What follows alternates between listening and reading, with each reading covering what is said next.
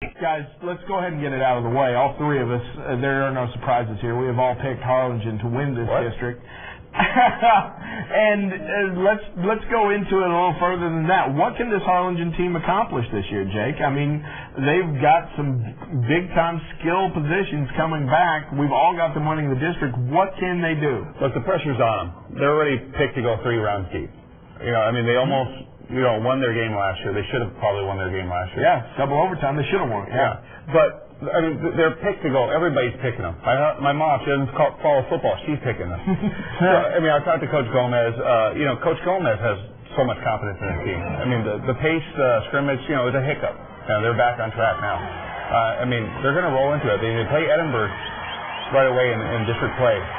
So that right there is going to tell you where they're at. Because Edinburgh has a good defense. Whether or not how their offense picks up, we'll see. But Harlingen is tough on both sides of the ball. They've got the best quarterback. I think we have them ranked number 1, first team in Ledesma at quarterback. I mean, so they have the best quarterback. They've got Blake. They've got a plethora, big word, of offensive weapons. So I mean, they have that, and they have a defensive-minded coach that likes to hit. So you gotta like Harlingen. What do you think of them playing against Abilene? That's what I was going to say. Yeah. You think they're going to be able to see where they're at by the Edinburgh game? Well, I think they're going to find out where they're at when they got Carroll and then Abilene. I've been doing some research. I didn't think that was that good a team, but it's a pretty good team. Abilene is, yeah. 24-4 the last 2 years, some big old kids that are going to go D1. I'm not saying that they're going to lose to Abilene. In fact, I hope they smash their guts out, But that's going to be a tough game.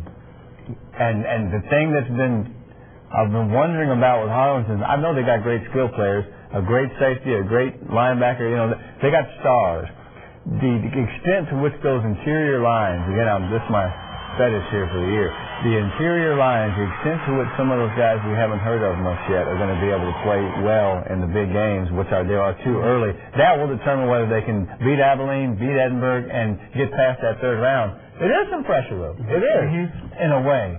Of course, knowing Manny, he's going to take that and he does judo, man. He'll take your energy and use it for his own benefit. He'll spend that in a positive way, and they'll use that as a mantra or something. But I can't wait to see. I'm going to try to go to that Abilene game. It's just smart coaching. It's smart use of their personnel, and it's going to pay off for them again. I expect them to win against Abilene. I expect them to go 10-0. I expect them to go, do all those things once again. Now, the question is, let's go to the rest of the district.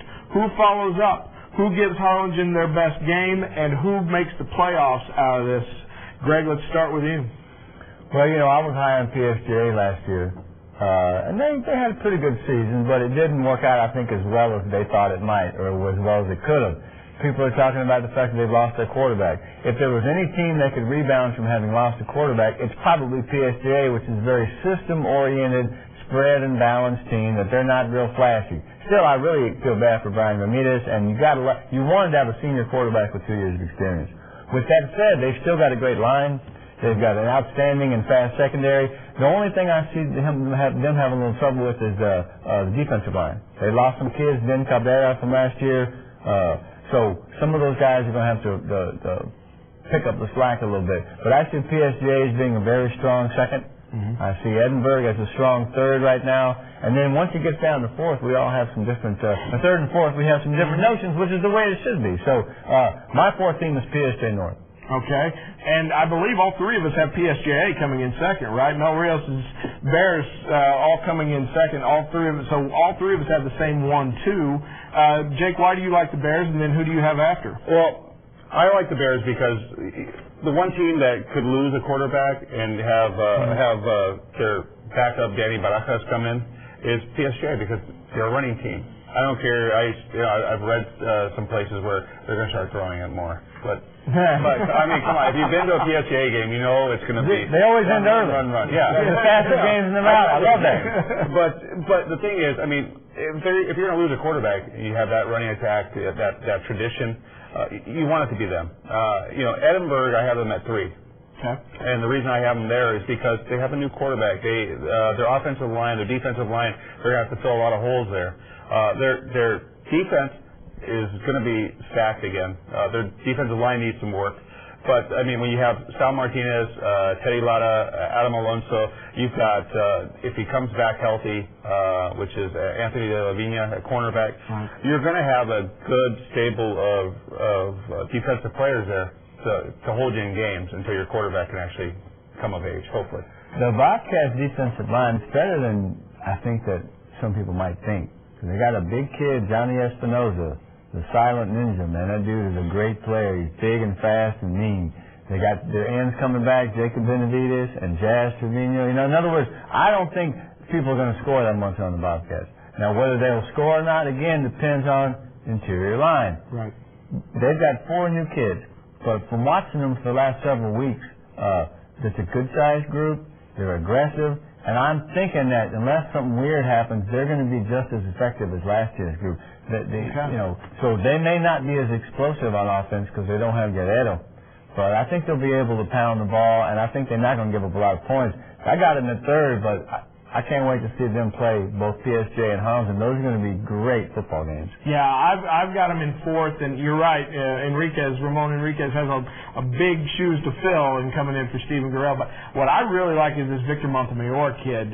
From what I saw, A, on 7-on-7, and B, in the scrimmage against Mission, the kid tears up some yards, and he's not big, but he's shifty. And he's strong enough to get through the hole, and then once he gets through it, he can really do some damage. Coming in at 3rd, another surprise team, I guess. I've got Edinburgh North coming back from a 1-9 season to make the playoffs because they are enormous. They are giants on that line, and for me, it doesn't matter if you've got a passing game or a quarterback.